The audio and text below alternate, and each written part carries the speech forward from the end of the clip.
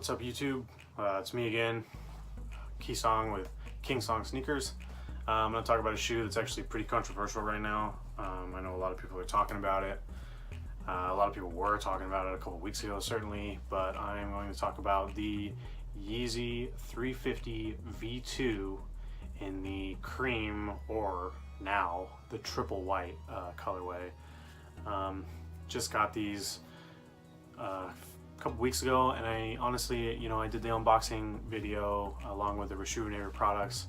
Wasn't expecting to get them at the same time, and to tell you the truth, I didn't want to do the review of this shoe until I'd worn it a couple of times and really got a feel for what it was, because initially when I put them on, I just thought, wow, this shoe is awesome. But I can't really give you guys an honest review, and I don't know enough about the shoe right away because I typically get really excited about stuff when I first see it. So talk about how I felt when I unboxed it. Definitely awesome. I don't actually own and have never really owned a pair of just white shoes, but come to find out as time went by and I went outside and walked around in them, that they're not actually white. So it was kind of interesting to call them triple white when really they're kind of almost off-white. When the sun hits them, there's almost some yellow. I mean, if you've seen any of the other Yeezys, a lot of them have, the patterns that kind of weave into these, like the zebras, the belugas. They all have like different colors that are weaved into it, and this one's no exception. I mean, when the sun hits it just right or whatever, some of the stripes like they almost glow, and that's the effect it gets because they're yellow. Even the Supply 350, which is in here and it's weaved in there, and that stripe is a different color. I mean, it's triple white is weird. The only thing white about it truly is the stitching down the middle is white.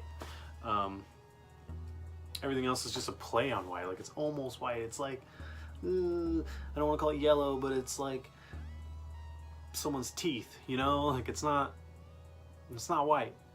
But you don't want to call this teeth colorway because that's kind of unappealing. So that being said, I was actually really excited to find that out about it. And I guess here's some evidence that I've been wearing it. It's dirty on the bottom, but I was genuinely excited to find that there was some different colors to the shoe, just because I thought that was cool. I mean, there's no other reason than it appealed to me aesthetically.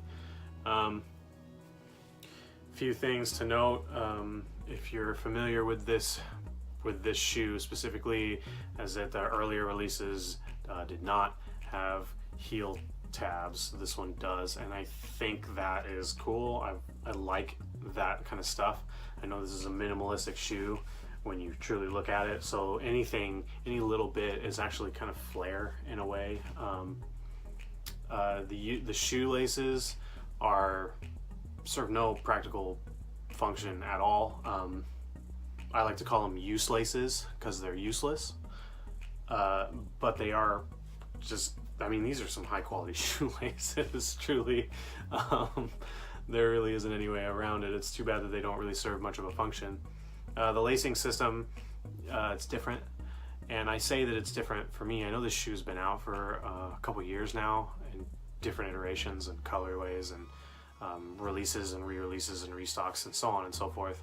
But to me, this was a new lacing system. Certainly, the eyelets go right into the shoe itself, so you can see in there the laces are there.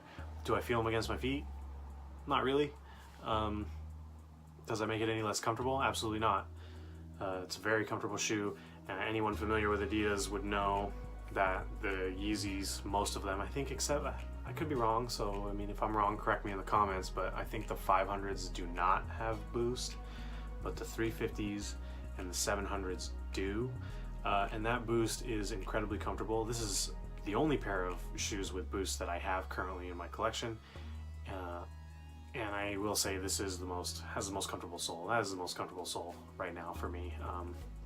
This right now, easily the most comfortable shoe. The upper, it's not exactly prime knit. It's super comfortable, surprisingly soft even after I've coated it with 12 coats of Rejuvenator stuff. which truthfully didn't change the texture at all.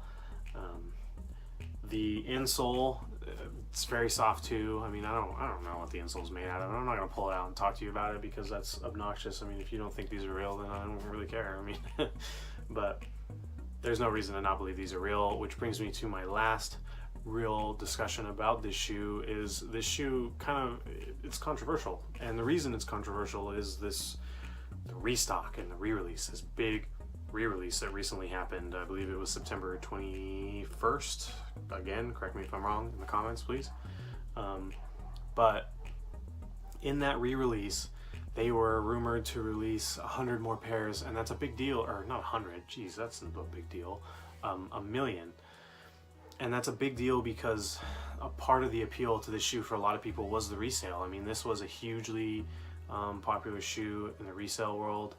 StockX, GOAT, things like that. The market for it was huge. People would get lucky enough to pick up a pair for the retail price, which is quite expensive, but then be able to turn it for 3 or 4 times that price in a couple of months because the limited factor, the comfort, the quality, all that stuff was taken into account, and you were able to resell it for more. I was finally able to get a pair of these. I'm sort of an Everyman collector right now. And I was able to pick these up because they released them in higher quantity.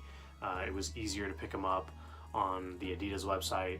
The Yeezy website was selling them for even longer, probably because there's better protections against bots. I don't really know. I'm not into that game of raffling and things like that because frankly my city's not big enough, so I may miss every opportunity to get a shoe like that. So I was excited personally that this became available for me. Is it my favorite color? No. I would have liked to have gotten a more accessible, usable color. White is definitely scary for me because I like to wear my shoes and I get nervous, getting things dirty. So definitely would have preferred a release in a different color. Am I happy that I got these though still? Absolutely. And the retail price, although pretty expensive, very expensive, really. I mean, I'm not gonna lie to you guys, it was $220.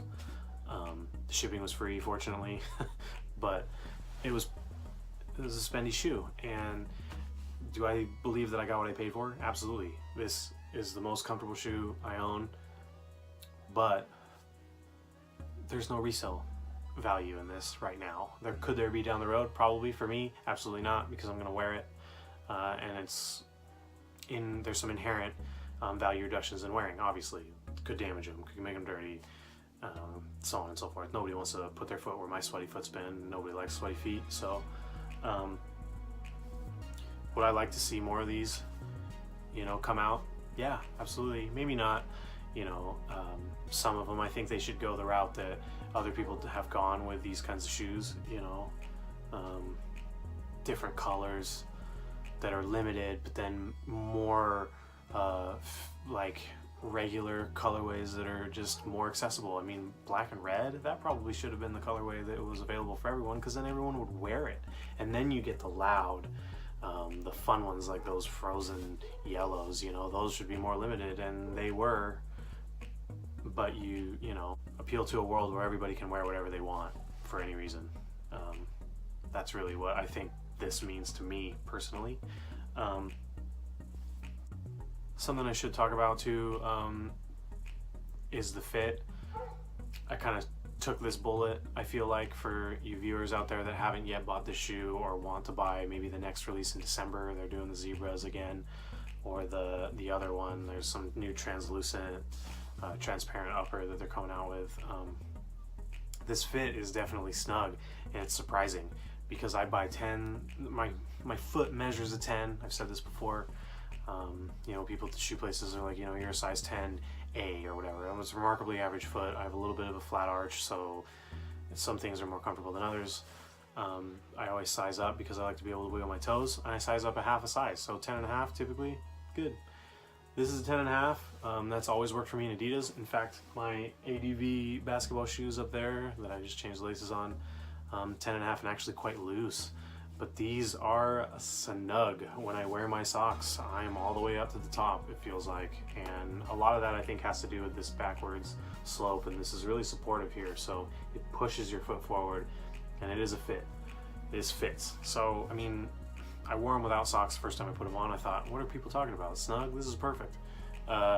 Put socks on, didn't fit as well anymore. So definitely something to consider, especially if you're going to make this kind of investment or wait in the kind of lines to buy the shoe, is size up. You know, whatever your size is, I definitely recommend at least a half a size up.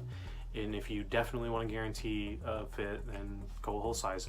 Don't hold me accountable if you go a whole size and it's not right.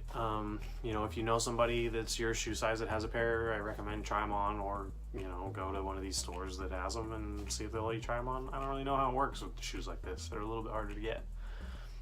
But that being said, please like and subscribe to my channel. I try to post 3 times a week. Follow me on Instagram. I have honestly been pretty lax there for a while. Need to convince some people to take some pictures for me, because quite frankly I'm tired of taking pictures of the shoe. I think people want to see some more on foot stuff, so to get a better idea about what the shoe looks like relative to a body in it. So definitely follow me there, show some love, and I will catch you guys next time.